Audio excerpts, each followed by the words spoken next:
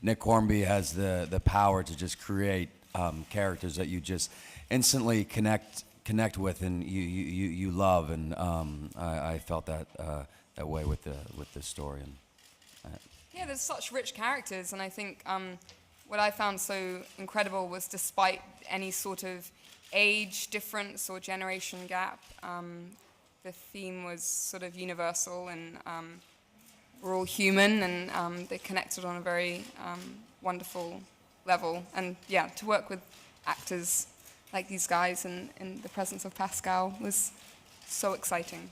That's true, because we'd be shooting a scene, and I don't think I've ever been so supported emotionally. Pascal was right there with us, and we'd be shooting a scene, and sometimes we had to stop because he's laughing along with it, and we'd hear it during the take, or he'd look over, be weeping at the end of it. He was so just as emotionally connected as we were. I'm so sensitive here. I mean, the beautiful and the most difficult thing about doing a Nick Hornby book is that there is a way that Nick tells stories, and the only burden I felt in telling the story was trying to get inside that head and tell it as I hoped he'd want it told, and that was, I thought, my only real job on the film. I think that people initially thought it was a very easy book to adapt because there is this one image of 4 characters standing on a roof thinking about whether to jump off or not. That people said to me at the time, this book is very cinematic, but actually it's one image.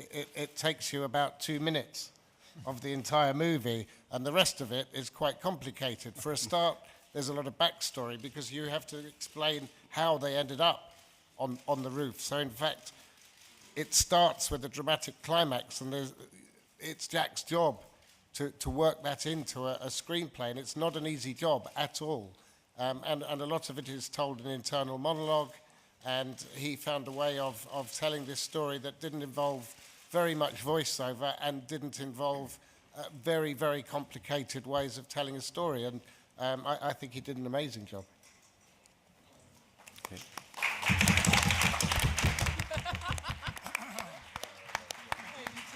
And I think starting from a book as good as this one is, it makes things easy for a director, because there's a lot of questions that actors would ask you normally, and but all the answers are in the book, so it makes things quite easy. There's a lot of backstory, as Nick said, that can, I guess, feed the actors on their characters. So you get on set and you have actors who know the characters very well from the book, because probably you can't say as much in a script than you can say in a book. So it makes things easier, I think. This whole experience, I know I can speak for everyone involved, was just such a magical, beautiful time. And I haven't quite experienced this sort of thing really ever. It's just, I feel very blessed. So I love you all. Yeah, so yeah, this has been great. I love being an actor. I love to work. I want to work. I need to work. For all the reasons that I want to do it. So the opportunity of Bond was a great one. It's the gift that keeps giving. In many respects, it's allowed me to do many different movies and to have a career internationally. How is it for you then to see the movie? I mean, do you follow it and see bits and pieces, or do you then see the whole picture? It's a very odd experience seeing it for the first time. And the thing I can never get used to is that even though I think these actors are completely wonderful, actors are always better looking than the people that you write.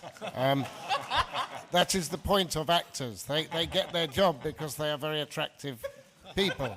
And so, you know, whether you are writing about a guy who works in a record shop or these 4, you think, oh, I see, it's Pierce Brosnan, okay.